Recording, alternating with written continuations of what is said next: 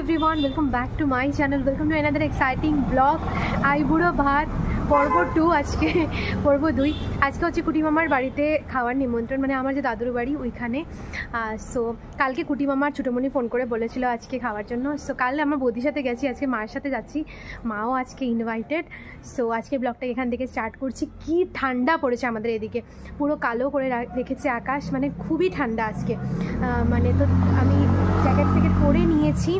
আর এখানে একটু ক্লিপিংস দেখিয়ে দিই, এই দেখো এইগুলো এসে গেছে, তারপরে এইগুলো এসে গেছে, এইগুলো কাজকর্ম মানে স্টার্ট হবে সেই জানুয়ারি থেকেই, বাট এখন আনা হয়ে গেছে অলরেডি। সো চলো ব্লগটাকে এখান থেকে স্টার্ট।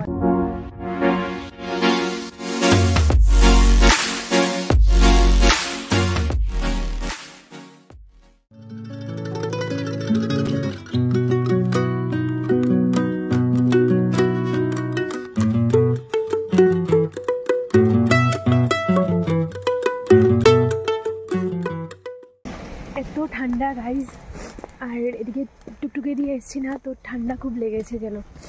এই যে অনেকদিন পরে আবার এসছি।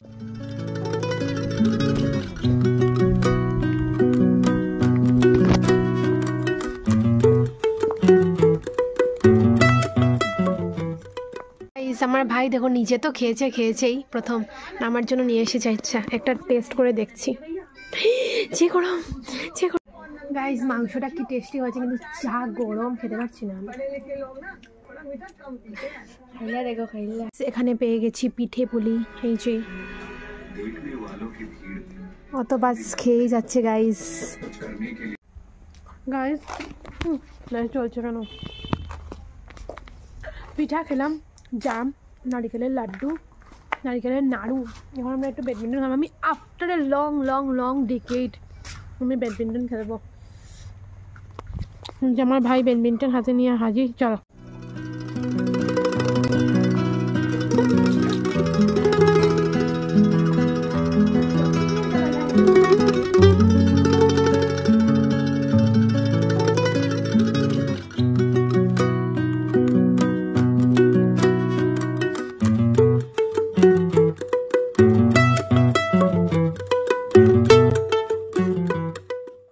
গাইস, খেলতে খেলতে আমাদের কক চলে গেছে এই যে চালে।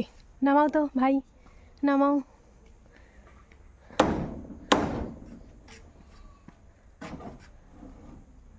পারেন না, এই যে চলে এসেছে। চলো আরেকটা রাউন্ড খেলবো এখন।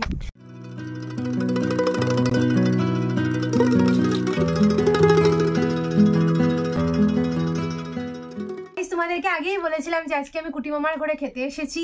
এই যে কুটি মামা, হাই বলো। হাই। আস্তে উঠে যা হাই। চলো নি ভিডিও। এটা হচ্ছে ছোটমণি হাসতে হাসতে কুটি মামাই লেটে। আমরা খেতে বসে গেছি এখানে সবাই। এই যে নীর, কুটি মামা, হাইটা তো তোমরা শুনেইছো।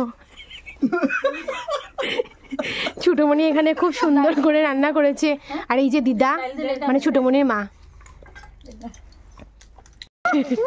আই গিয়া ও না, ওখানে দিব, ওখানে দিব। Bye bye guys. আমার ভাইয়ের অবস্থা দেখো, কিতা শয়তান না, ওটা উঠে গেছে।